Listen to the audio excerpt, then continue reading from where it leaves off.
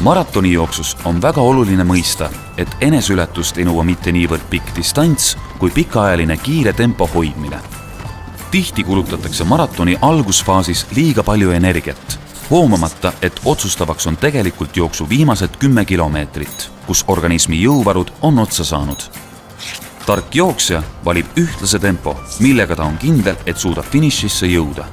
Seepärast keskenduvad tippsportlased kogu maratoni vältel pidevalt oma enesetunde ja jõuvarude hindamisele. Et aidata ühtlast tempot hoida, jooksevad rajal kaasa spetsiaalsed tempomeistrid, kelle ülesandeks on juhtida inimesi finišisse teatud ettemääratud ajaga. Endale sobiva tempomeistri valimisel tuleks lähtuda oma varasematest 10 kilomeetri ja poolmaratoni aegadest, millele lisada konservatiivne ajavaru.